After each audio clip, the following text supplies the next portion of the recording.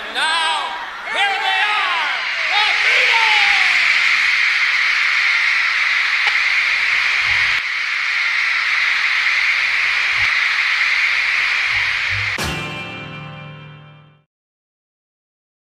Hi, everyone. This is Paul Casey, the producer of Abbey Road Crossing in Las Vegas.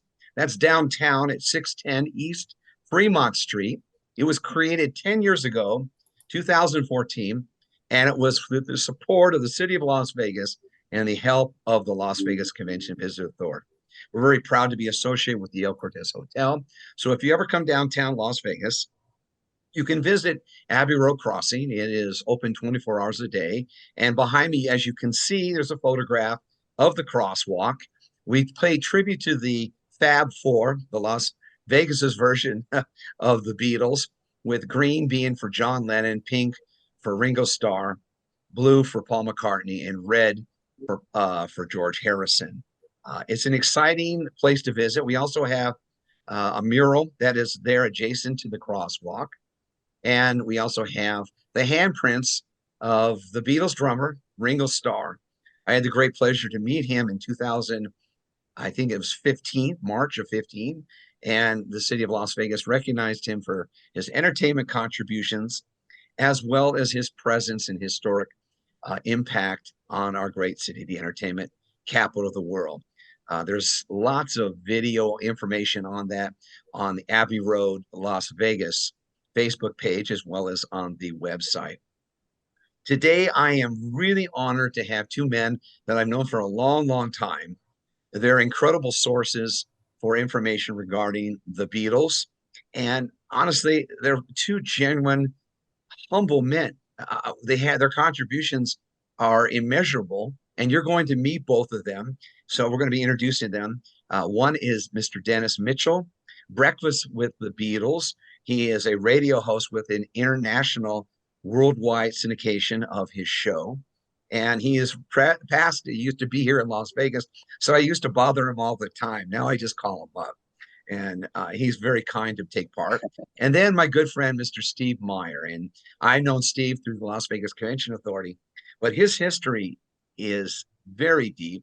He's a little quiet on it, but when asked about it, he will give you an insight to the great John Lennon and how he was involved with them. So with no further ado, I'm going to bring both of those men on and you can hear from them. Welcome, gentlemen. Hello, Dennis. How are you, sir? Hello, Steve. How are you? Everything's great, buddy. And you, it's Dennis? Good to see you again, Paul. I can't believe it's been 10 years. Yeah, do you believe that 10 years? Good to see you, man. Yeah, I remember that very hot day in August of 14 when the dedication happened. And like I said, time just flies by. And I remember it like yesterday. And I've got my sign just like yours right over here. Yes, you do. And I know Steve has one too. Yeah.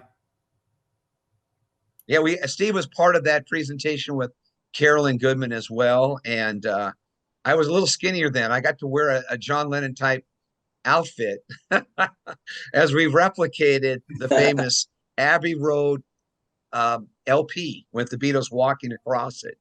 And I had Carolyn in that, as well as two showgirls and myself. And it was great. And then we made the presentation to Steve as well. And the turnout was amazing. We had, as part of the celebration, one of the things that was always fun, and it was a takeoff of the famous LP by the Beatles. I said, "Meet the Beatles," but we spelled it with two E's, Beetles. And we had a large selection of Volkswagens from 1961 through 1970. And it was just an amazing turnout. The only bad thing is it was hot in Vegas. It was like 100. I don't know what it was, but Dennis and Steve, it was a very hot August. day. Yeah, which is normally, but you guys can tell over. So let's go down to the impact of the Fab Four. I'm a fanboy. I love their music. I've always loved their music. There are different songs that appeal to me. My favorite Beatle is John Lennon. I thought he was an amazing creative force.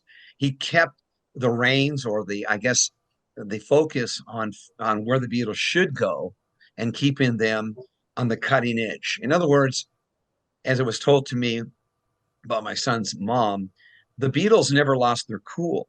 They were just an amazing group of individuals, and their talent surpassed just being in a group with four individuals. Independently, they've all gone on to superstar status. I mean, if you stopped in 1970, you look just at that material, you go, wow. But here it is, 2024, all these years later. And let's get a little color behind it. Steve, I'm going to go to you first, just to tell a little bit about how you saw the Beatles, how it influenced your life. And then later on, we'll come back to you and circle about your involvement with them. So why don't you just tell the audience a little bit more about you? Sure. Like 70 million plus other people, I first saw the Beatles on the Ed Sullivan Show. And then never in my wildest dreams did I think that 5 years later I'd be working for the label, Capitol Records, and then promoting their records and meeting them, and et cetera, et cetera. But my 14 years with Capitol Records afforded me the luxury of not only meeting them and promoting them and working with them, but also overseeing several repackages, including Love Songs, Real Music, and others.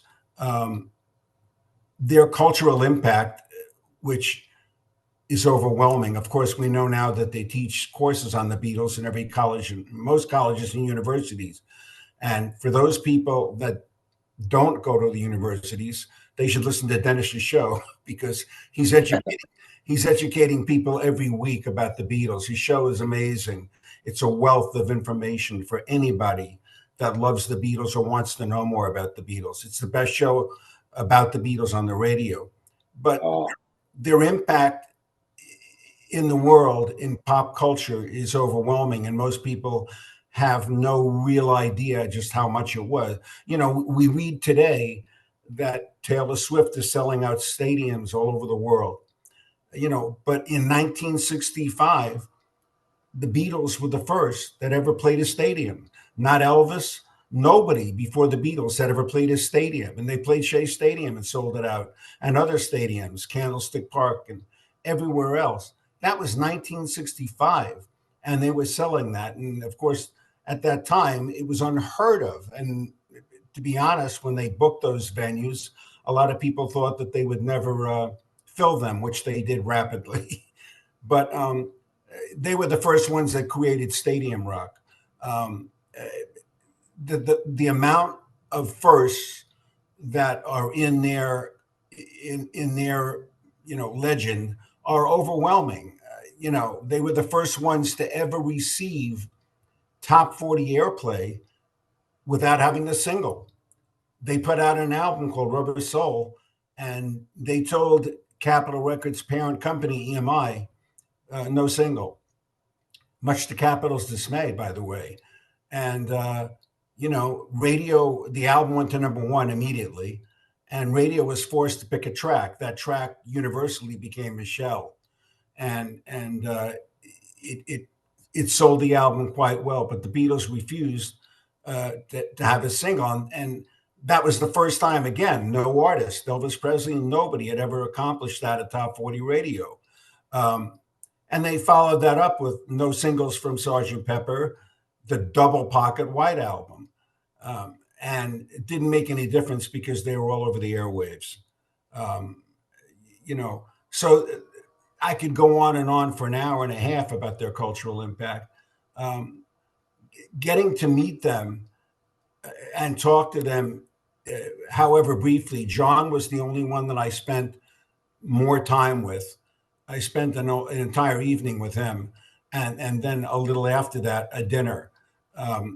And talking to them was the first time I talked to John, I got mealy mouth. I realized I was talking to a Beatle, and it hit me like my. And he said, "What are you so nervous about?" And I said, "Well, I saw you in Ed Sullivan." And then he said, "That was the Beatles. I'm just John now. And what kind of music do you like?" And I thought for a minute, and I said the magic words. I said Bob Dylan, and John just lit up, and we spent an hour talking about Bob Dylan, and then for the rest of the evening, all we did was talk about music, and he played me some music that he liked at the time, and it was an incredible evening. And years later, I was working at MCA Records, and I was taking Elton John around the country on a media tour. He's Sean Lennon's godfather, and he was very tight with John. And that book had come out. I don't remember the title. You might remember it, Dennis. It was called The Lives of Lennon or something. There are so many. I'm not sure. Yeah, well, it was a very negative book, and it was about John's dark years, and Elton really hated it. And we started conversing about it, and I said, yeah, when I met him and I worked with him, and Elton said, what do you mean you work with him? And I said, I was at Capitol Records 14 years. I promoted his music, and I met him, and so he said to me, what did you think of John? And I said, well, he had this aura about him. And Elton cut me off, and he said, you know what he was? He was a bloody saint. And I said, well, for lack of a better thought that I can think of, yeah, that works. And then I asked Elton why he wasn't doing at that time the song Empty Garden, which is about John. And he expressed that he said it was too emotional. And I said, well, maybe you should pick it up and do it at a couple of dates. And that's what he did about a month later. And it actually hit the papers, USA Today, and put the kibosh on the book and in that review. And it was an extraordinary meeting. I can't emphasize enough. There's two books that I think are essential for any Beatle fan. One, which I'm sure Dennis has studied, is called The Complete Beatles Recordings. It's by Mark Lewison. And it literally documents every single thing that the Beatles did at Abbey Road Studios by date, time, and however minuscule what they did in the studio was. It makes no difference. It's logged.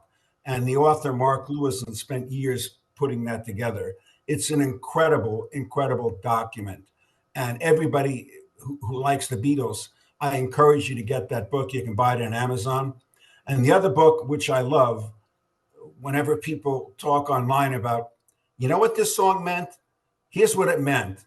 And I go, if you really want to know what the songs meant, there's a book called A Hard Day's Write. WRITE. Yes. Know that, Dennis? Outstanding book. Yeah, outstanding book. And so those two, I've got a whole library of Beatle books, but those. Me too. Yeah, I'm sure you do. You must have a library and a half. But those two books are basic essentials for anybody that's a fan. And again, part of my routine is listening to Dennis's show every week, because he brings things to light that I'm not aware of or I've forgotten about. But for any Beatle fan, his show is an essential. You got to have it, and it's extraordinary, Dennis. You've been doing a great job. Thank you, Steve. You're too kind. And if I could provide just a little context from what you were saying, that makes it, the Taylor Swift comparisons come hot and heavy these days, just because of her bigness and how much success she's achieved in such a short time, just like the Beatles did. But remember, when the Beatles sold out Shea Stadium, you couldn't make online ticket purchases. You had to go and buy the tickets and stand in some line somewhere. You had to use your telephone if you could even do that. The same with the records. You had to go to the store and buy the product. You couldn't do 2 clicks and get the songs.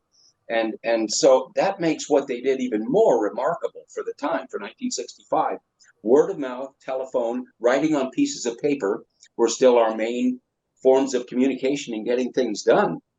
And for them to amass those kinds of crowds from that kind of energy is still unparalleled. There still has been nothing that compares to it really.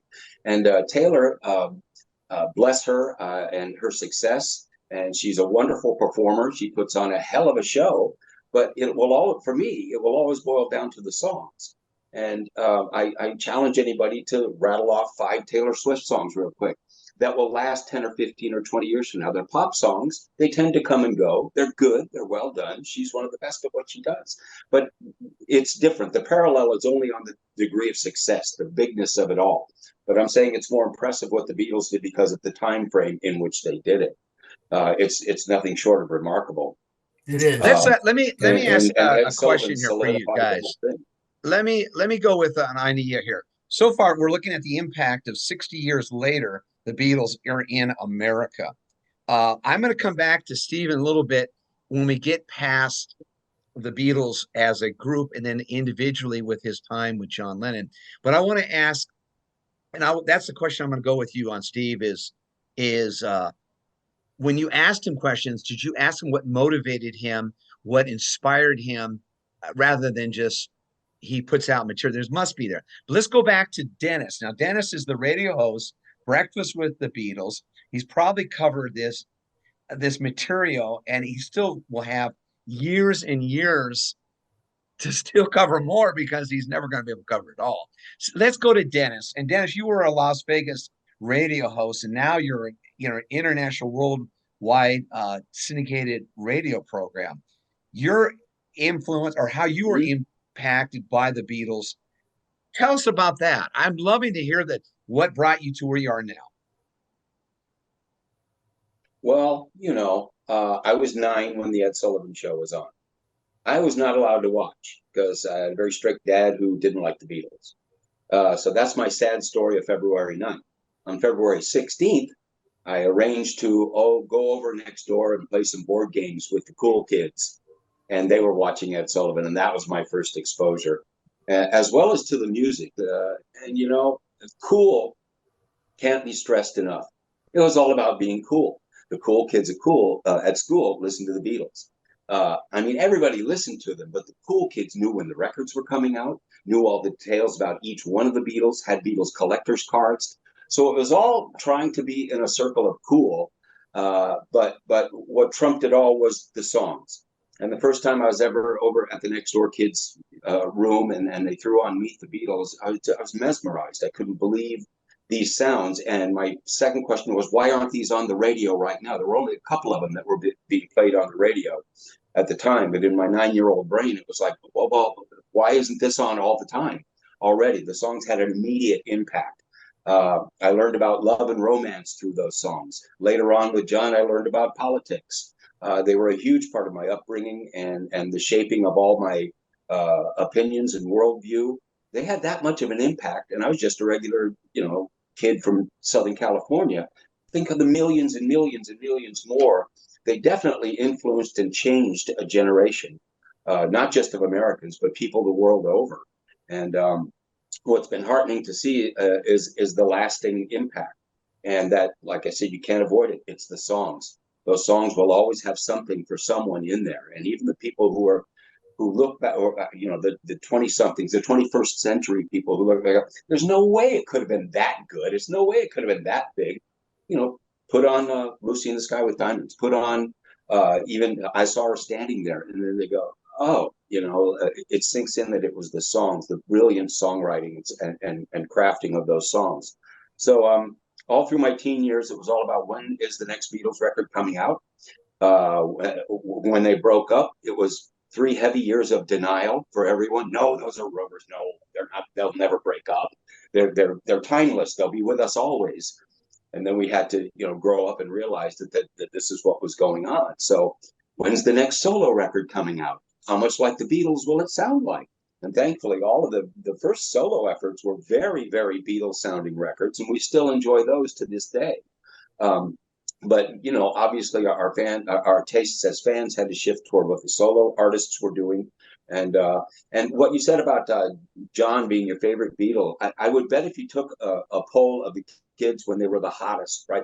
Hard Day's Night and Help period all through there, you'd get a close tie between John and George because, like I said, it was cool. They were the coolest Beatles. Everybody wanted, everybody wanted to be cool. So, from my realm of experience, those were the two favorite Beatles. Well, they've left us now, and over that time, over the last 40 years, we've really come to see and appreciate, and for me, flat out marvel at Paul McCartney and Ringo, and what great entertainers they are, and Paul in particular. My God, the guy breathes music, and I've just been overwhelmed since we did lose John and George over how much I've been able to appreciate Paul's craft as a songwriter and musician. He's nothing short of amazing. One of the greatest musical performers we've ever had.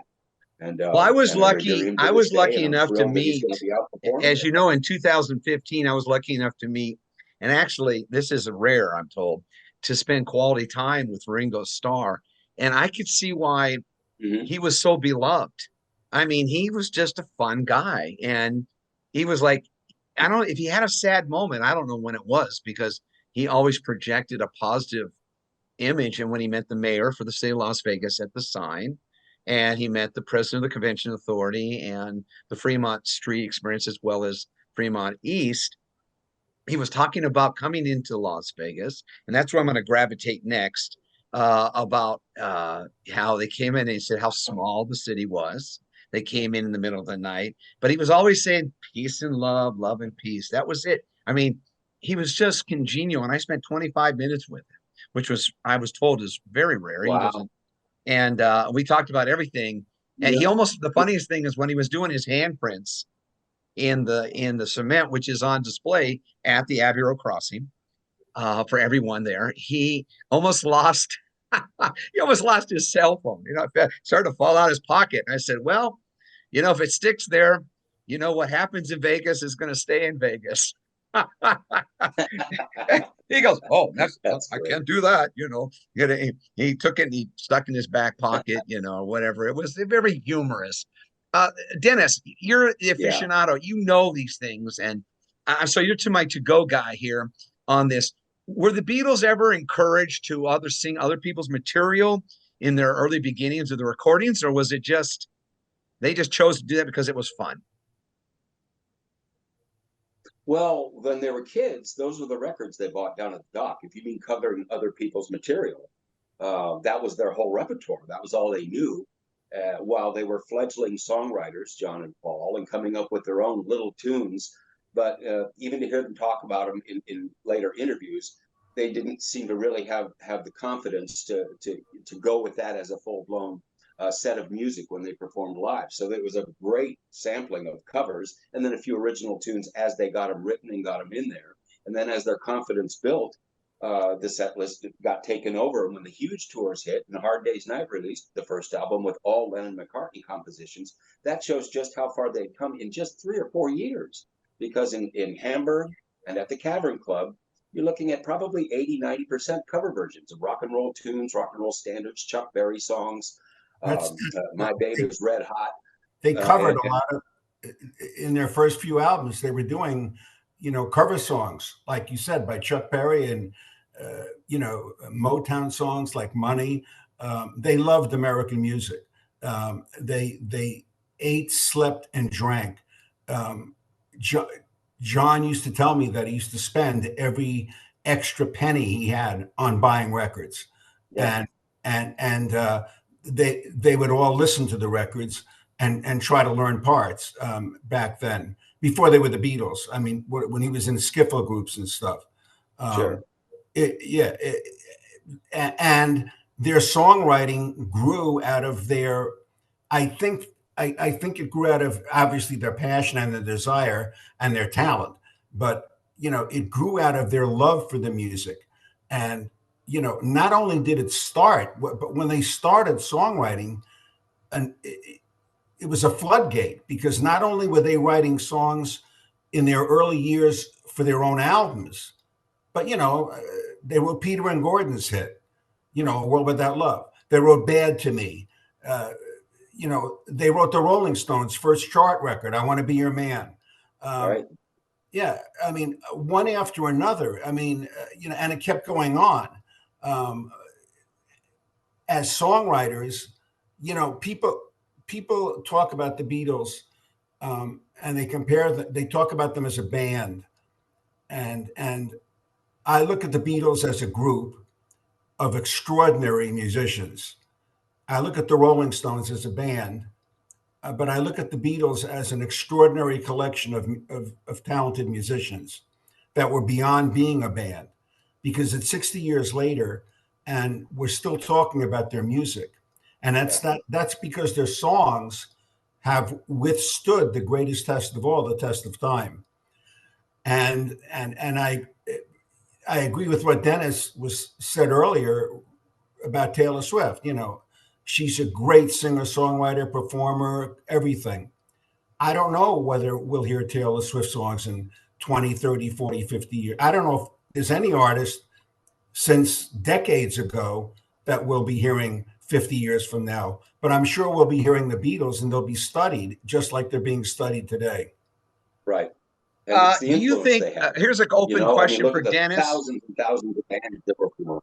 Here's an open question for Dennis. And now I'm going to ask you, Steve, at the same time.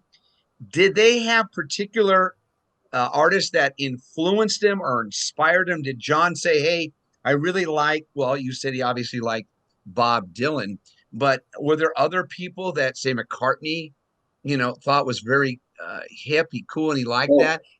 I'm just going to leave that open for you guys.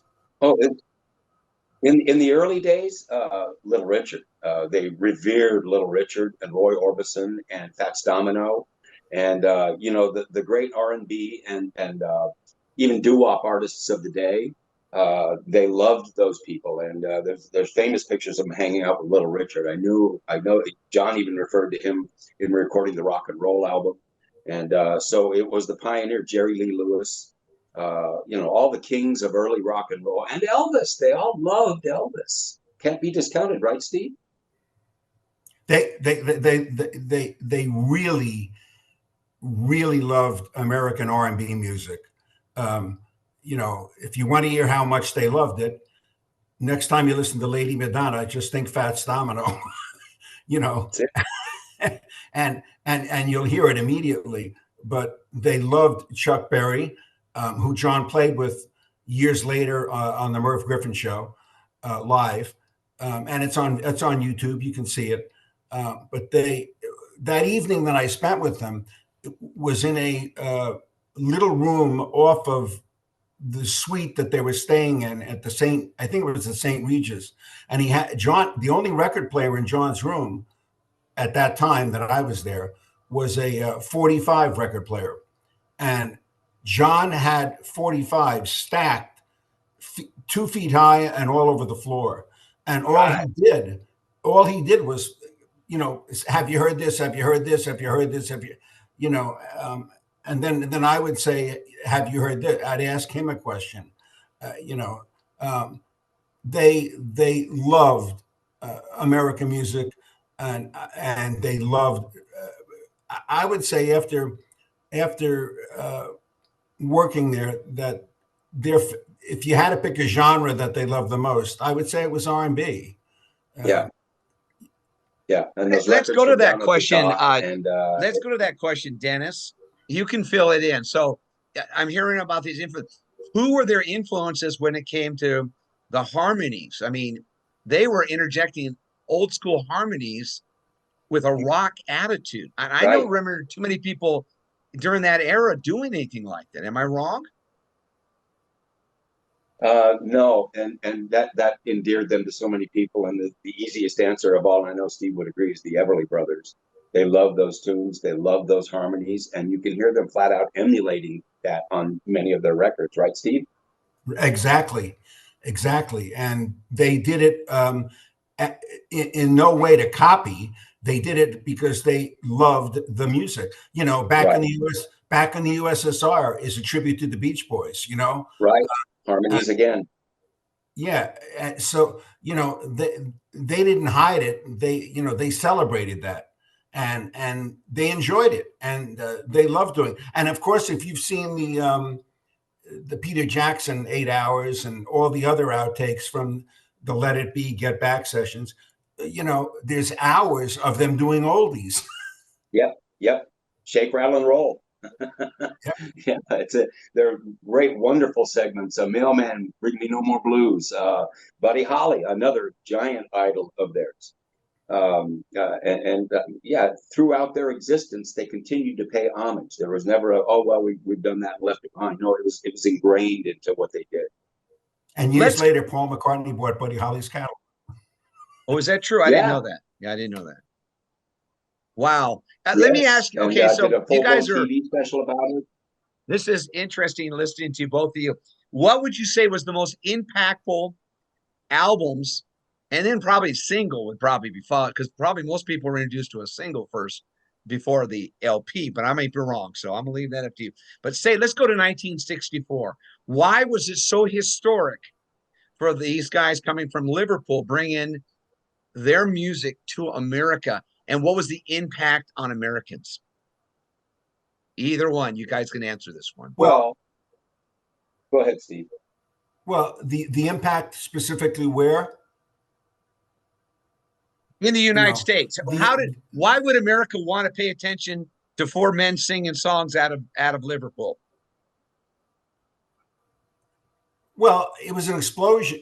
First of all, number one, an interesting trivia fact, which I'm sure Dennis knows, but before the Beatles ever hit on Ed Sullivan, they were not Ed Sullivan was not the first one to show the Beatles on TV. Right. Jack Parr showed them on a Friday night show because his daughter and his wife had gone to England, and his daughter came back I think in November of '63, and said something's going on over there that's unbelievable. And he showed a video of the Beatles. It wasn't very long, but he commented and he said, "Watch out for this." I think that it was time for something to happen with American music. Pop music was pretty stagnant.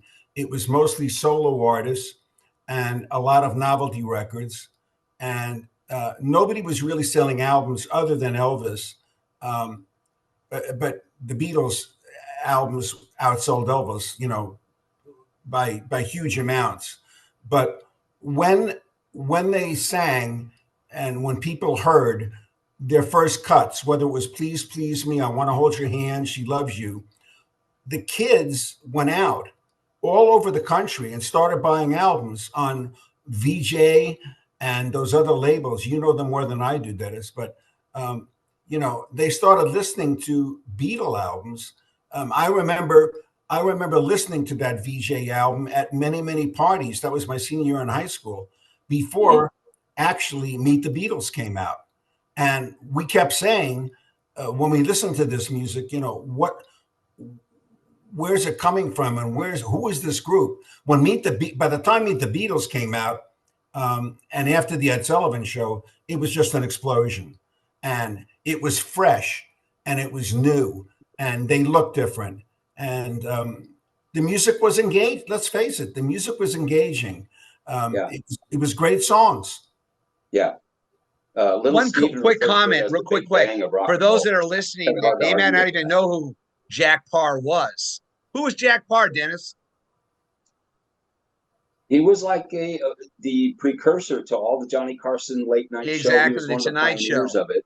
Yes. And what's amusing about that clip, if you watch it, when he ran it, he was kind of slamming them. He was cracking jokes about them, about their music not being very good, and warning that your daughters are good. The people listening to this are going to be able to drive cars soon. So it was he made humor out of it, but it was history right there in the making.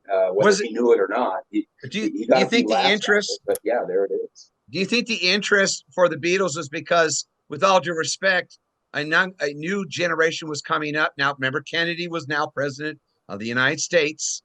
And we're into that, and maybe because Elvis was sequestered to being in the military, he was taken off the musical like live performance. Now he's into movies, so they're looking for something new and fresh. Yeah. And I think that what they did was they reverted back to the roots of why we like rock and roll. Chuck Berry's a great example of that. So maybe that might be it with the harmonies that you saw. Well, much has been made of the perfect storm, and President Kennedy being part of that. His death was a part of that, and the nation in deep mourning and shock for a few months. That kind of played a part. That was a piece of the puzzle of the Beatles having such an impact just a few months later, was something you could finally smile about and cheer about and feel good about on your TV set, because that had been missing for so very long. So a perfect storm. The time, you're right. The time was right for something to change, and Steve is right. You had a lot of Paul Anka. You had a lot of, and Paul's great. But you know, a lot of pop's music really did have a sameness to it. The Beach Boys were somewhat original. They were having a little bit of success, but the Beatles just blew the roof off of it. It really was a big bang, you know, when they showed up on Ed Sullivan, and people. So we're going to go to that. And as far as albums. I'm sorry. Go ahead. I'm sorry. Go ahead. Oh, I was going to. The arc of their existence happened to be when we changed from a society that bought 45 RPM records to albums. Sgt. Pepper changed all that. I mean, yeah, we were buying Beatles albums where nobody. The only albums I'd ever seen before that were classical, you know, at my dad's or my uncle's or whatever. And pop albums were not a thing really till the Beatles made them. That's a major point. When I mentioned that they didn't put a single out on Rubber Soul, right. The Beatles wanted Rubber Soul to stand by itself as a piece of art and one complete work. And by the way, at that time, the albums released in the UK were different than the albums released here because of publishing. I think there were 14 tracks, and they were 10 here. But they wanted that to be, you know, one complete work. And in fact, another thing that the Beatles helped create, when they released Sgt. Pepper in 1967, there was a station in San Francisco programmed by a man named Tom Donahue, and he boldly said that, you know, I'm going to start playing albums on the FM dial. And I think there's an audience out there that's different because they want to hear these tracks and they want to hear albums.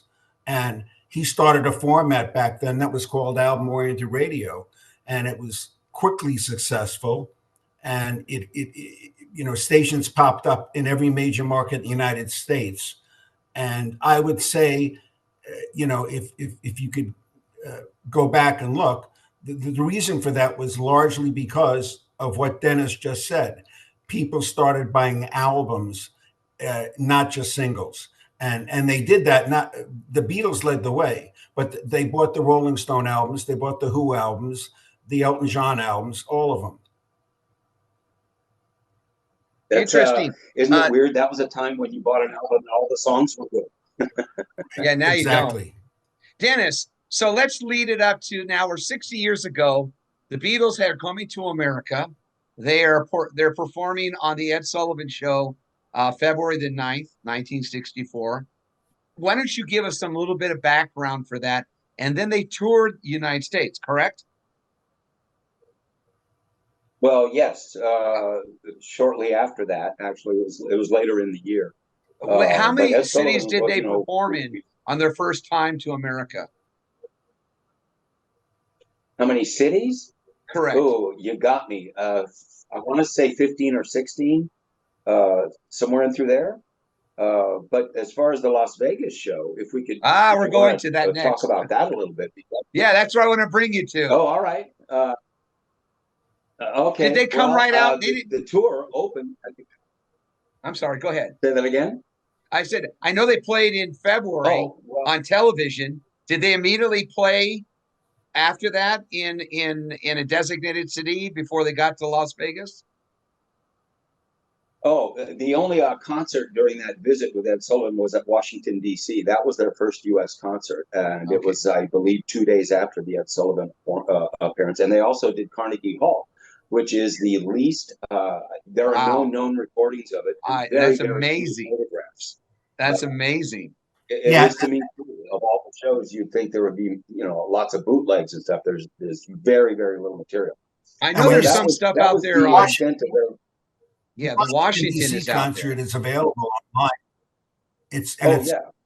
When you watch that, it's hard to believe. It really looks primitive. Yeah. And you know, it's hard to believe they weren't attacked because they were. Yeah, and you know the story about the drum platform, right? Yep. Tell That us, was a no, boxing ring, tell basically, and it had tell this us about it. floor.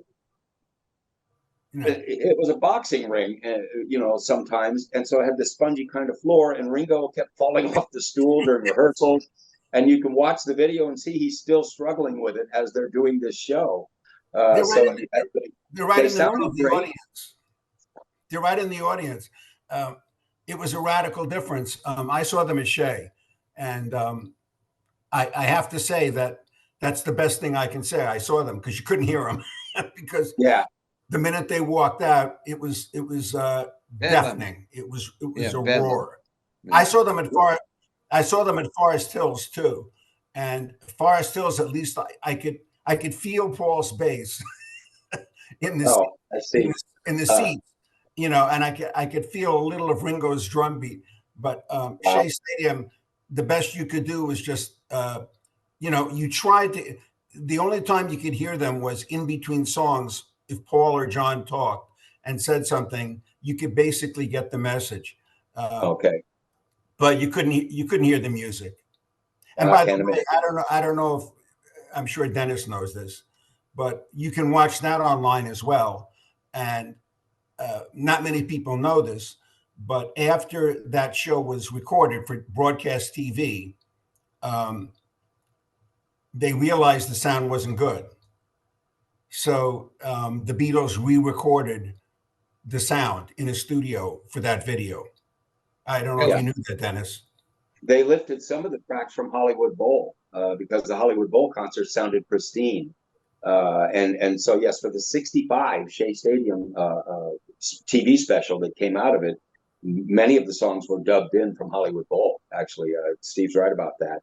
A lot of people don't know that. And that was the subject of a few Breakfast with the Beatles shows that I did, just the secrets behind Shea. And I guess the whole thing has been remastered now, and we're all kind of waiting to see if we get to see that in its entirety. The Ron Howard special featured clips from it. Yeah. A week special. We have yet to see the whole thing. I've written online many times. I know that they remastered the Hollywood Bowl, the Shea Stadium, and you know, the only concert that Capitol was involved in recording was the Hollywood Bowl, and we did put out that album, which is no longer out. You can buy it, you know, if somebody sells a reuse it. But you know, that was recorded in 3-track, and you know, so those master tapes are there. And with the help of what we have available today with AI, I would like to see, you know, George Martin's son or somebody go in there and take those masters and make it the real excellent sounding live recording that we've never had. And how about both shows in their entirety? Because the Hollywood Bowl album is a mishmash of both years, as we know. Exactly. So Yeah. you know, and it would be an incredible an incredible package that they could put out. And I know people say that they do have the Shea Stadium concert, and they do have that, but this is the only one that was officially recorded, and it was recorded well. It's just that the screaming is so bad. So you could fix that all like they did with you know, when they reconstructed Now and Then. I have an artifact I want to share. Hang on Good. just a second. While we're doing that, Steve, I'm gonna ask you a question on this. When it came to their material, did they basically sing the same material on the tour that they did in '64 in all the cities, or did they change any of that up a little bit? I don't know. Do you know, Dennis? The set lists were basically the same every night. Now and then they would throw in something a little extra, like they did in Las Vegas. And at the very end of their touring in '66, see, each of the tours tended to have pretty much the same set list. No one complained. And but there would be time to throw in something kind of strange at the end or during the course of the show. But basically same set list. And this is what I wanted to share with you, and that's my Hollywood Bowl album, which There Bob, it is. kind for me this year.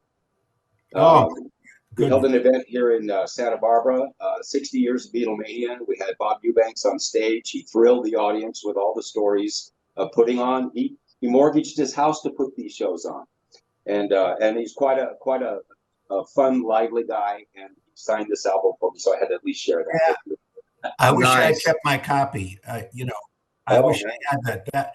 I remember when we got it ready for release. Um, there was going to be a lot of stuff in the album that we didn't put in because of extra cost. But I remember when I saw the cover and the album, I saw it before I heard it. I must say that even back then, I was saying, and by the way, one of the reasons we did put that out is the proliferation of bootlegs on Beatle product was extraordinary. mhm. Extraordinary. I don't think people know the story about the Let It Be album originally, but the Let It Be album, that what was not the last Beatle album recorded. It was the last Beatle album released. It was recorded prior to Abbey Road, and it was held up for release because of a lawsuit that they had ongoing with the film company, that they owed them 3 soundtracks, et cetera, et cetera. When that album came out, Capitol had the rights to the singles. All 3 #1 singles, Get Back, Let It Be, and The Long and Winding Road, we had promoted, put out. They all sold 1 million copies. They're all certified gold. By the time the album came out, it was already, I remember going into record stores. I was in Florida at that time working for Capitol Records.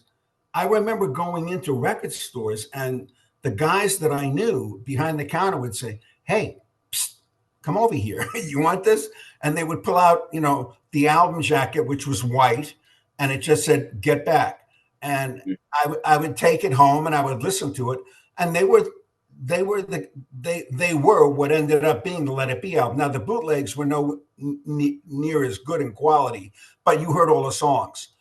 Right. I would probably guess that millions of bootlegs were sold, because by the time the album came out, a lot of people had the bootlegs, and Yeah.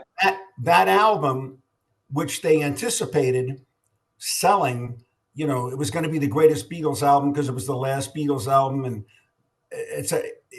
it didn't sell initially anywhere near what they thought it was going to sell. They shipped 5 or 6 million albums, and half of them came back in 90 days. In fact, that's the album that put Liberty UA out of business, basically. Yeah. So, I'm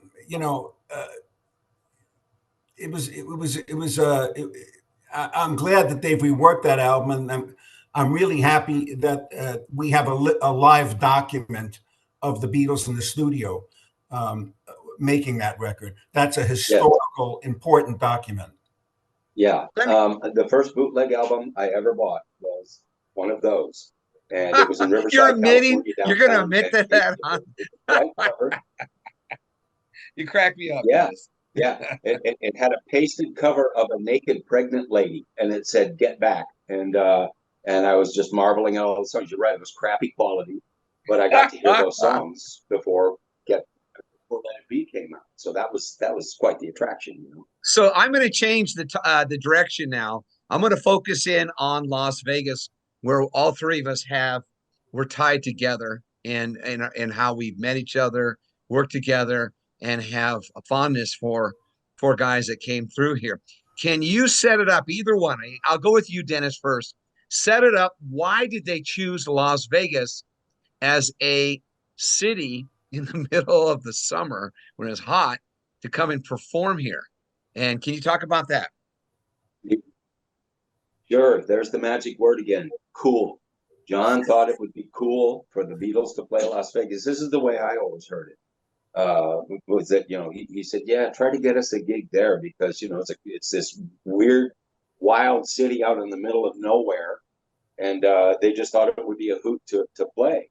And you had told me you were in contact with our mutual friend Ian Wright, who has a quite an interesting angle on the story, because the Beatles had played Cow Palace in San Francisco the night before, and rather than get a night's sleep and then head off to Vegas for the shows, they were rushed out of San Francisco before they even went to bed.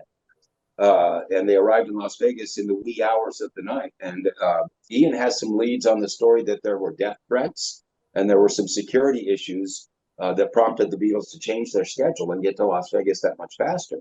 Well, that made it problematic for a lot of the fans that wanted to see him. It was two in the morning. But it was a badly kept secret. Hundreds at least showed up at what is now McCarran Airport, or it's Harry Reid Airport now, isn't it? Harry Reid, correct. Either way. Okay, hundreds of them showed up there and followed the limos all the way to the Sahara. And then there was a mob scene at the Sahara. It was kind of a circus at the Sahara for a few days, or for the couple of days that they were there and stayed. Famous pictures of them on the balcony and playing slot machines in their room because the management had the slot machines brought up there. And then there's the lurid side of the story that maybe some underage fans got in, maybe, oh, who knows, all unconfirmed. But the shows, there were two of them. The tickets were $250 to $550, and I think VIP would hit you for $7.50. And I know a number of people who attended either one of the shows and had the same story. It was just so loud with screaming, it was hard to hear them. But as far as an odd show, as we were talking about earlier, the set lists were the same, except during the afternoon show at the very end, they threw in, what was it? They threw in a ballad. I can't remember what it was. And I Love Her, perhaps, at the very end of the show that they didn't do in the nighttime show. So it was a wild and woolly appearance. They did an impromptu news conference in the back with the roll-up doors back there. And if you have a copy of the single 8 days a week with the picture sleeve on Capitol, those shots were taken in Las Vegas. So that's pretty much what I know about it. And at Beatles Radio Show, right here, we have a full-blown page to it. Just go to BeatlesRadioshow.com, click features, and you'll see a link that says Las Vegas 1964. And the entire story is there, including your shot of Ringo putting his prints there off of YouTube. Oh, and thank it was you. all put together by a good friend of mine in Las Vegas, Frank Chmielewski, and who knew Tony Bramwell, and that's a whole nother story. But that's my background on the Vegas story. By osmosis, I've learned, and having had the show be in Las Vegas for 15 or 20 years, I got to learn a lot from local folks like you and Rossi Rollencotter and the people who, remembered the day, when we got together for that anniversary 10 years ago. So I've learned a lot about the Vegas shows. They were wild, weird, different, and there's a stuff of lore to this day. It's funny. I had breakfast with Ross the other day, and he fondly tells the story. If he's told it once, he's told it a lot to me. But I always enjoy his take on how he was a teenager at the time, growing up in Las Vegas. He relayed to me that Sahara, the street was, before it became Sahara, it was San Francisco Street. I never knew that. It was interesting. And he talked about going to the show. He went to both shows. And I'm sort of glad that the former president, CEO of the Convention Authority, is a Beatle fan, because he had a really good viewpoint on what Vegas was about. As like Lennon was saying, we want to play there because it's fun, it's different, it's out of the norm. And I think the Beatles really resonate with, they were always cool. They were out of the norm because they were cutting edge. They were leaders and they created stuff. And now we have the great pleasure to talk with you as a historian on it and to spend time with Steve Meyer and whatnot. And it's interesting because Rossi told me that he went with two different dates at first of all.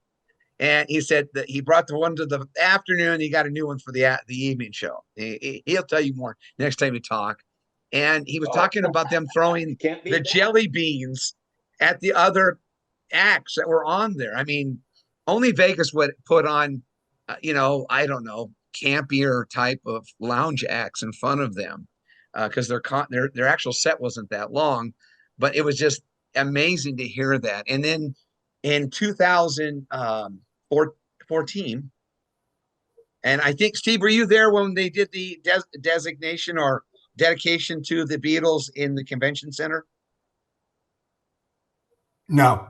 Okay, we were there That was inside cool, the man. convention center and adjacent to the North Hall, on the I guess it's the wall adjacent also to the Starbucks, is generally that's where they believe the Beatles actually played when they played in the gigantic spaceship style themed built convention center, cutting edge at the time. And they had it designated there. They have pictures of them and they have replication of the tickets and whatnot. And it was a pretty crazy day because I got to hear Dennis Mitchell talk about the Beatles, which was cool.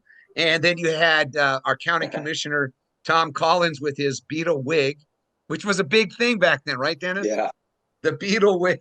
that I was pretty mean, funny. That was amusing. yeah, it's like really That people was were a actually, moment. but they were, wasn't it the whole merchandising thing back in the 60s that they really, well, Elvis actually had them. Colonel Parker was big on doing that, but I mean, they took it to the next level with all kinds of things with the, Yes, but I know Steve can probably talk to this, but Brian Epstein was many things, but right amount merchandising was not one of them, right, Steve? I mean, they almost waived their rights to all the merchandising and had to get it later on down the road.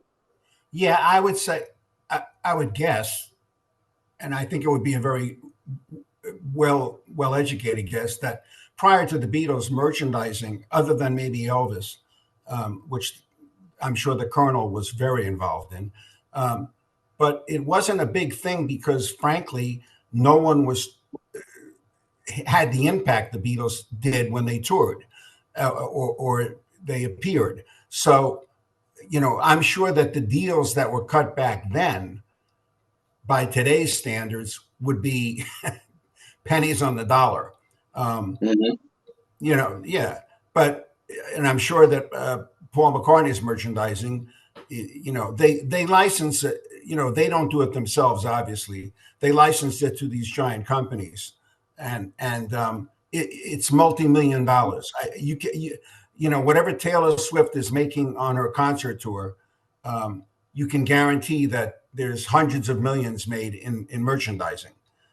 Yeah, And but back in the day, it wasn't farmed out to large corporations. So you had these little companies everywhere putting out a Beatle harmonica or a Beatle candy, and that's why you have all these millions of collector's items that really aren't officially sanctioned, but they're pretty darn cool. yeah, you had local manufacturers making buttons and shirts and wigs, Right. and there was really no way to track it all. Right. It happened too fast. Yeah. it's funny Yeah. you said that because I was with Colonel Parker and he and Greg McDonald, who was the guy at the time, and we were talking about it, and the idea of merchandising came up. And this is back when I was in Palm Springs, and I asked him what was the craziest stuff that you ever had to come up with. He says the button says "I hate Elvis." I thought, who would buy that? Cool. He goes, you'd be surprised how many people bought that actually did love Elvis, and those that did hate him. So it got twice the sales that we weren't expecting. And I thought that was rather amusing. Well, What was the most picture. unique? What I'm going to ask you, both of you, if you know. I know Dennis probably does. What was the most unique merchandising product in their '64 tour, which brought him into Vegas? Do you know what was the popular thing at the time, or? Well, Beatle wigs were crazy. They really did sell. They sold a lot of Beatle wigs, and I would speculate, without looking at the fine print from one of the packages, that they didn't have any control over those either. And then there was the other insanity of taking the bed sheets where they slept and cutting them into 1-inch squares and selling them on little plaques. And their hair. Oh God, that was the holy grail. Yeah, if you could get a snippet of the hair, none of this came with certificates of authenticity. It was all on belief and love and faith. And oh God, I just have to have something that the Beatles have touched. So yeah, merchandising was way different back then. It was way more on the fly, more localized, and now we live in a world, like you said, where these things get farmed out to a big company, and it's very heavily licensed and kept under control that way. So Do you have we just anything live in a special, different world Dennis, that in your way now. collection? I'm sorry, Dennis, do Oh, you have I got anything a lot of special in your stuff. collection? I got a lot of stuff. Here, I can even give you a little brief tour of some of it over here in my There we studio go. here in On Carperia, tour with California. Dennis. There's a nice yellow submarine cookie jar for you, and a little salt shaker that goes with it. A nice John Lennon plate, and many of the books. And there's a Russian Matryoshka doll. And yeah, I have stuff, but I'm way more interested in collecting the sounds and the music. A very extensive catalog and hard drives and albums. There's all the albums, and just every bit of material I can get audio wise is what I've always been about, more so than collector's items. But it's always a joy to get those and absorb them and enjoy them, especially ones I didn't have before. So yeah, that's just one of those things that goes along with being a Beatle fan. How about you, Steve? Yeah, what I'm most sad about. Anything special in your Well, collection? What I'm most sad about is that the only things that I kept that I've since passed on to my son are the gold record and platinum record awards that I received for some Beatle records for Love Songs, Real Music, and John's Imagine. Because those are rare. These are real RIAA records. They're not somebody made it up in a mall and put it up on the wall. Yeah. But what I'm really upset about is that I didn't keep all the promos and all the merchandising stuff that we at Capitol did, because back then my thought was there's millions of these and that they won't be worth anything. Boy, was I wrong. Wow. And by the way, especially the two albums you mentioned, Love Songs and Real Music. Those are among the rarest Beatles albums. I know, yeah, and so there's a lot of promos that I really wish that I had kept. The one that comes to mind immediately was when Paul released Ram in 71 or 2. He actually gave us a 12-inch promo with about, I don't know how many tracks. You might have a copy of it, Dennis, but where he does all the intros to the songs. Oh, no. Oh, that one's really rare. That's very rare. Yeah, and he goes, now hear this song of mine. He does it 12 different ways. Yeah, and I'd love to have one of those. Yeah, you can hear there's a couple of pieces of it on YouTube, but I ended up giving my copy to a radio guy who was such a good friend, begged me for it. And back then, again, I thought, well, it's just little snippets, but it was an acetate, and I wish I'd kept it. And it's probably worth a lot. It's probably worth a lot of money now. Yeah, you bet. I got two questions. I have to say that one of the things that Steve has that's probably the rarest, and if I'm talking out of turn here, Steve, set me straight. Short of kissing John Lennon, he's the only guy I know that got to swap spit with him. Sorry, Steve. I always remember that how you snuck off with all the suits in the other room with John and Yoko, and this is very rare to spend quality time. Aside, I got to spend 25 minutes with Ringo Starr. He got to spend the whole night hanging out with John and Yoko. And what an insightful thing that you are so lucky to have that perfect moment with that legend. And he's a human being. Oh, practically gone, but you know what? Go ahead. It was extraordinary, and it was an extraordinary. First of all, Yoko really stayed in another room. It was mostly John and I. She came in and out, but she wasn't participating in the conversation much. Actually, she wanted to know if we wanted food, but when I left, a few hours later, and it was in Manhattan, and I was walking the streets, and it was a cold morning, and I basically stayed up all night. Um, I just, it hit me like a ton of bricks. I just spent this time with a guy that I've been listening to for 6 years, that I watched, and it all came back. And, you know, by the time I went to work the next day and I was telling my assistant about it, and I said, "You're not going to believe what happened to me last night."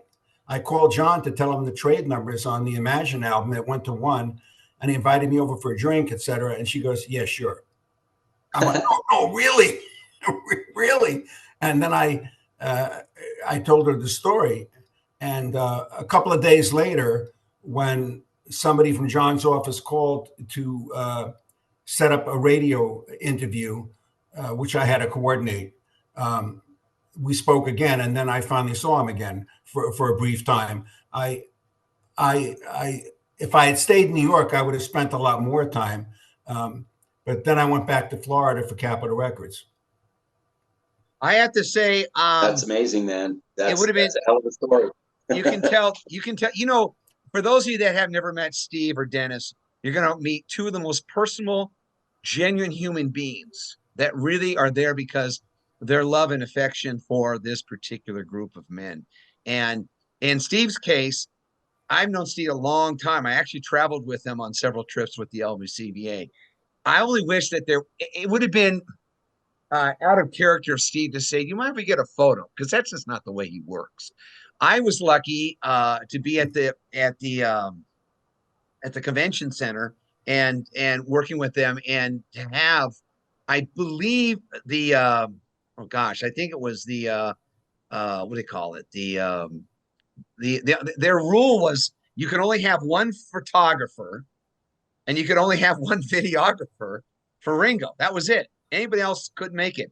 So all these people that found out I was going to do this hated me all of a sudden because I couldn't let them in. But the cool thing is that I was lucky enough to get the photo with Ringo. And so that's why I can say I actually did, you know. And I got to tell you, I was honored. And because of people like Steve and Dennis, I get to know these guys a little more in a deeper fashion.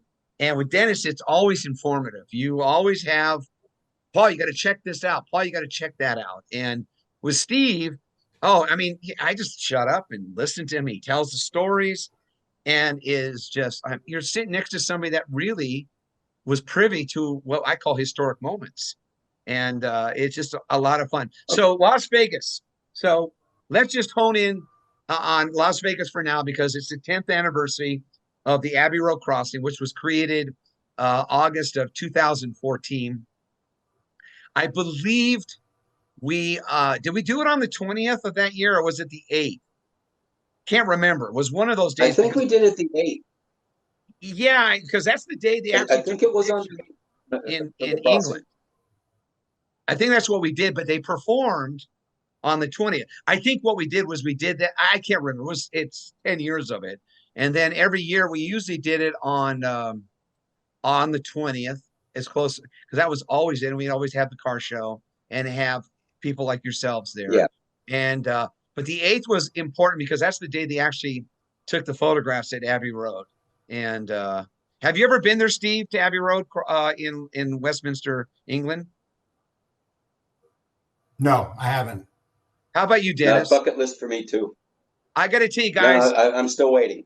It is an amazing experience. It's a little different.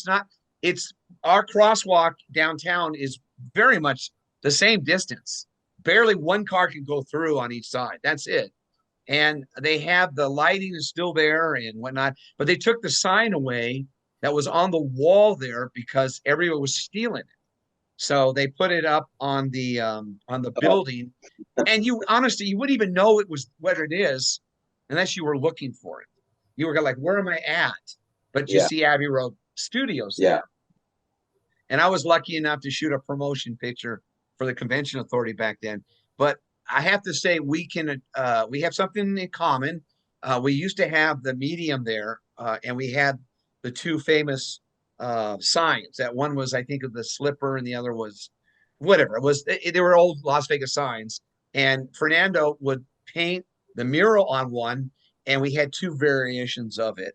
They had it where they were landing in Las Vegas in the middle of the morning, replicated it to the T, and it was an amazing artwork. And the other was a combination of their era, from like Help jumping around and Sergeant Pepper and British Invasion, and it was great. Whatever happened to those cement blocks that supported it, but I was lucky enough to get off of them the metal signage that had the Fab Four walking across, and it said Abbey Road Crossing on it. Yeah. The other side was their silhouettes, and I still have both of these, and they would have been gone, and if there could ever be placed at the Abbey Road crossing some point, maybe it will. That depends on the businesses that are down there, and if they want that, because sometimes people don't care about that, but they don't realize the significance of how many people have crossed that street. Okay, and we've even had the Grammys down there, and I think Imagine Dragon actually walked across it, and they wanted some pictures with it, and I think who's the other one that's in town? The Killers, with Brandon. They want to do something with it too. So eventually we'll. So let's focus on that night, February or August the 20th, at the Las Vegas Convention Authority. Your thoughts on that, Dennis? Anything on that? What maybe the material they covered, and then Steve, any thoughts on that? Why they never released some of their live performances in '64? I would think that would have been an interesting for the fans. Yeah, only Hollywood Bowl in Las Vegas. Yeah, I never heard of Las Vegas even being recorded. Maybe a brief films, and not all the shows were recorded. As Steve was saying, they got the sophisticated 3-track technology out there to get Hollywood Bowl, and I think they looked at that as an all-encompassing thing to deliver live Beatles music rather than recording individual shows. Although there are bootlegs of some of the individual '64 shows, but they're all lousy sounding. Yeah, Hollywood Bowl was the Rolls Royce, right, Steve? Yeah. Yeah, I have no doubt that with technology moving as fast as it is, that and because there's so much money involved, to be honest, with anything Beatles, that at some point there'll be a Beatle hologram show or something. And it's going to involve a lot of work on the tech side, but look how far every day we're going with AI and what's going on. So that's again going back to the Hollywood Bowl album. That's why I can't believe they haven't thought about, or maybe they have and we don't know yet. But I can't believe that they haven't remastered with AI help and the sound. But Now and Then, which was put out last year, which is truly a beautiful elegy and a great ending for the Beatles.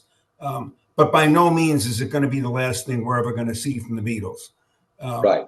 There's just too much of in the studios that we don't know about, and anything that's going to be available that they can fix with technology will eventually make its way out. But however, again, referring back to the book that I mentioned at the very beginning, The Complete Beatle Recordings by Mark Lewison, you can see what they did in this studio and what may or may not be available. And again, that's their group recordings. It's not their solos. So I also wanted to mention, we were talking about Beatle First, being the first to sell stadiums, not to have a single on Top 40 radio. The Beatles put out a film in 1967 called Magical Mystery Tour for television in England. And at that time, the critics in England pretty much savaged it. And then it came out into America and it played different venues. I actually saw it at the Fillmore East in New York. when it was released. But when one looks at that film now in hindsight, and that's, I think, 1967, Dennis? Right. Yes. Yeah. So that was 13 years before the launch of MTV. And the Beatles were into making long form video. And if you look at Magical Mystery Tour as a collection of 5 or 6 videos, forget about the meaning, the plot or anything to the movie. If you look at the 5 or 6 videos that are available on YouTube, they're unbelievable. They're as good as anything out there. The latest Blu-ray release of that is fantastic. You'll have you fall in love with it. Any problems you had with it before, it looks so good and sounds so good on Blu-ray now that I think a lot of people have turned around on it, and it's just a good fun romp. It's a short movie. A few moments are groaners, but yeah, you're right. The musical pieces are superb, and it's a joy for me. I just think it's a hoot to watch, this many years later, especially in such good. It's been restored perfectly. But you both know about Paul? obviously we're looking at Yellow Submarine and how that was animation. Do you think they could have taken Magical Mystery Tour and then made it more of an animation type of production that would have had even more creativity to it? You raise a good point. If they had injected some animated sequences, maybe into Magical Mystery Tour, that might have made that flow a little bit better. And then the story of Yellow Submarine is a really, really long one, and about how they resisted it and then wound up loving it. But yeah, animation was another thing. You get into the Beatles cartoons, and that's an unpleasant subject for the Beatles. But us kids had our bowl of cereal and loved it every week in 1965. Absolutely. My daughter. Well, the Beatle cartoon. I'm sorry. The Beatle cartoon series is forgettable. However, Yellow Submarine was light years ahead of many animation vehicles that came out following that. But Yellow Submarine is a brilliant movie. The basic concept of the movie was good versus evil, and the Blue Meanies destroyed Pepperland and they saved it with music.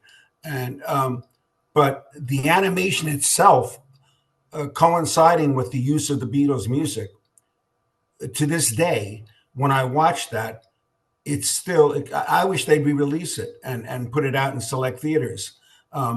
Because when I turn people onto it, they actually thank me and they say they add it to their collection and they show it to their children. And, it's a very special film. And it's extraordinary what they did. And it is. That's what you should show to your kids and grandkids. Yes. Yes. You say Dennis Mitchell and that's turned me on to Yellow Submarine for my daughter. And I got to tell you, sir, every time I saw she was a little blue or not under the weather, I would put that on the DVD. And I think I had the high quality. I think I had the Blu-ray. I think it's on a Blu-ray, right? It's been a while since I saw it. I picked it up because of Dennis Mitchell.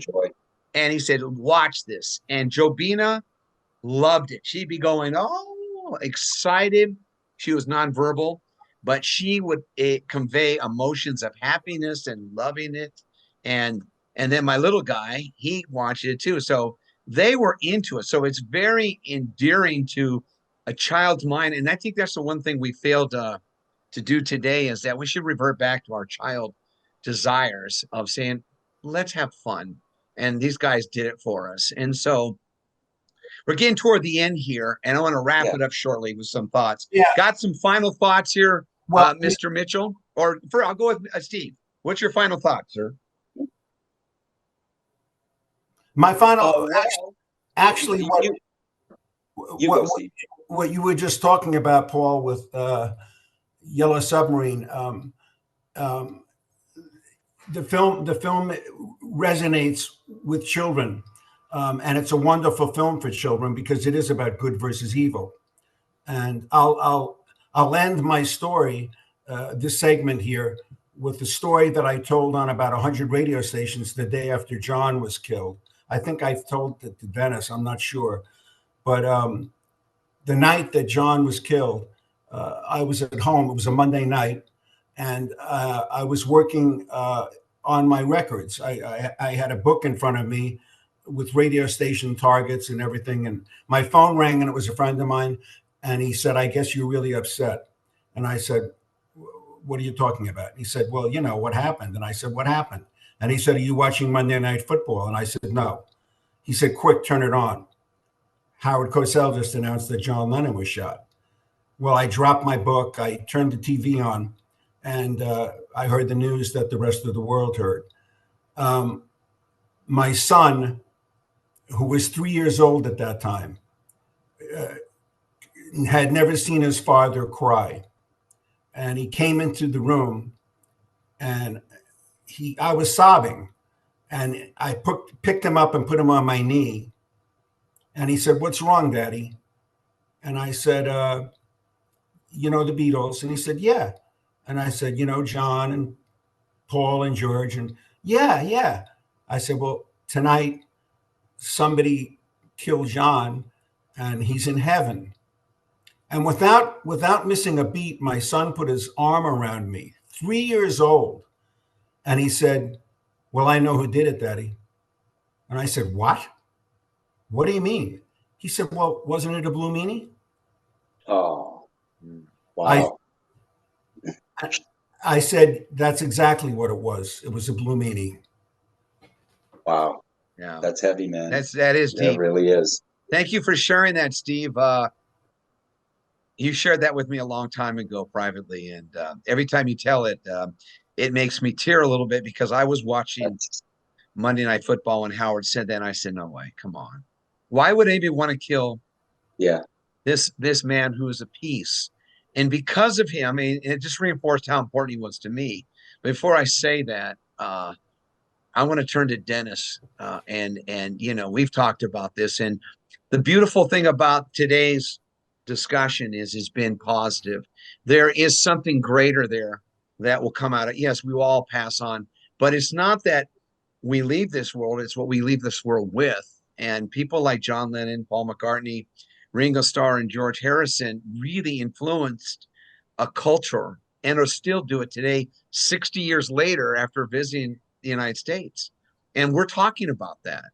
And because of that, every December, a tribute to John, which is so important, and I've said this with Steve, and I know Dennis knows this, is that we do the Imagine celebration downtown Las Vegas, and the mayor supports it, and we repaint the street again as a symbol of love and peace, and just imagine world at safe, that's not at odds. We're seeing so much turmoil, so much pain and anger right now, and it's just so counterproductive to our lives. I'm sorry to get on a platform here, but violence is never the answer. Never. And I mean, I don't care which side of the fence you're on, to advocate that and be indifferent to it. People die every day because of natural causes, some not natural causes, but we don't need to expedite that. And the work that Dennis Mitchell does every week is amazing. Steve, your work resonates with people, and I know that are going to go reaching out to you again to talk to you about this. But you're the messengers, because the message was love from the Beatles. And if you look at each of their plaques that are down there at Abbey Road Crossing, you'll see a 1/6 style of the Imagine mosaic that's in Strawberry Fields Park in Central Park, New York City. You'll have next to it, you'll have Ringo Starr with Peace and Love. And it says on John's plaque, it says Imagine. Ringo says Peace and Love. McCartney says Yesterday. I can't find a more fitting name for his plaque, because he reflects on it. He keeps on reminding that. And the last one is George Harrison, the quiet Beatle, that I've grown to really like that guy a lot, and what he stood for. And it says, "Love one another," the last words he ever uttered. So your final thoughts, Dennis Mitchell, and it's fitting that you're going to be the one to close it because you opened it. Well, what you'd said about Paul, or rather what you'd said about violence, that's an interesting coincidence, and you probably didn't know. In 1997, after the Flaming Pie album was released, Paul did a publicity tour on VH1. He did a town hall meeting. It was one of the specials, really cool. It's just what it sounds like. He stood up there. People were able to fax in their questions. It's 1997, so the email wasn't there yet for everyone, and people would stand up and ask individual questions in the audience. And one girl stepped forward and said, "Well, Paul, if there was one thing you could change in the world, what would it be?" He said, "Get rid of all the violence." He said, "Get rid of all the violence and go veggie and support animal rights, and everybody will be happy." So, I couldn't put it any better than that. And he's lived it, and it comes through in his music still. I think it's a thrill that he's still touring. And Ringo's 84, and he still puts on a great show. If you get a chance to see Ringo, go. He even played at the Yamava Casino up here recently. He's playing smaller venues. Might cost you a little bit, but you are seeing a Beatle and one who really has a blast up on stage. So it's heartening. I'm glad the river is still flowing with the Beatles. I'm more than honored to be a part of it, humbled. Just try to do my bit to get the information out and people able to get those memories juices flowing again, and feel good inside themselves by connecting them with the music that did that for them back in the 60s. That's all I'm trying to do week to week. BeatlesRadioShow.com. The show this weekend, the weekend just passed, I should say, was Las Vegas, the Beatles' visit to Las Vegas. Lots of rare audio. The inside story by way of Tony Bramwell and Frank Chmielewski. So give it a listen if you can, BeatlesRadioShow.com, and hire me to do your event. I'll come and talk to you about the Beatles. And I deeply appreciate this opportunity, Paul. Thank you very, very much. Oh, I'm honored to know both of you. You guys are awesome. Steve, I will cut to this real quickly with you, and that is that. This is my newest Beatles fan friend. You got something there? Let me pop to you again. Where are you? I lost you. Oh, there you are. There's your news. Look at you. And what is that's my little friend? The name? She's a Beatle fan too. That's good. I will share with so we got this going here. The point I'd say is that every August 20th in the city of Las Vegas, down on Fremont East, by the Cortez between 6th and 7th, is a crosswalk dedicated to the greatest rock band that ever exists, that has influenced more people, more cultural ideas, clothing, fashion, and music than any other band in the history, and it's still going on. So 60 years ago, these gentlemen came to Las Vegas. It is our way of paying tribute to them. They changed the whole landscape of what was the music in Las Vegas. And if you look at today, look at all the headliners. You can attribute that specifically to the greatness of the Fab Four. And so every August 20th, we remember them playing in Las Vegas, the Las Vegas Convention Center, 2 shows, 4 and 9 o'clock. 16,000 people saw that. They watched a piece of history that is represented by the Abbey Road Crossing, Las Vegas Crosswalk. It pays tribute to not only them, it also some of the other things as well. The colors that are down there represent Sergeant Pepper. In the middle of the street is a plaque, and it says it's brass. It says Abbey Road Crossing, Las Vegas, Nevada. All you need is love. And that's the first plaque. We have the other plaques that are adjacent to it that are against the wall by the El Cortez. You'll see a mural, a full-size mural that was painted by a local artist, Fernando. And it was an idea. We changed it a little bit because they had to repaint it. And we replicated them walking across and then some of the influences of it. You'll see the fans screaming, "We love you, yeah, yeah, yeah." You'll see the logo that says 50th anniversary. Well, every day with the Beatles is 50 years of greatness. And I'm excited about that. And the other one that's dear to my heart is in the times I've talked with Dennis and Steve is the Imagine celebration. And that is always December the 8th, then again at the crosswalk. You can come down there, you can walk across it, you can be fab, take pictures. It's free, it doesn't cost anything. And if you have questions, reach out to these two men because they're amazing. And I plan on putting up on the page your link for your show, Dennis. And then this will air, when it's edited out, will air on the 20th of August. And it will stay up there forever, and Much people can watch appreciated. it and they can reference it. And you just need to say thank you to Steve Meyer. Steve, you're a wonderful man. God bless you. I'm so happy that one time we sent the Imagine ornament to your son. You asked me to do that. For you, sir, I'd do anything. You're great. You're one of my favorite people, genuine human being. And Dennis, a real asset, a gift to the Beatle community. What you do, be keeping that alive. Anything you want to say before we say goodbye? Give peace a chance. That's it. I don't know why you say hello, I say goodbye. Thank you, gentlemen. My name is Paul Casey. On behalf of Abbey Road Crossing, Las Vegas, I want to thank Dennis Mitchell and Mr. Steve Meyer. God bless you, gentlemen. You're the best. Hopefully we'll see you in Las Vegas. Thank you. And be fab, okay? Thank you.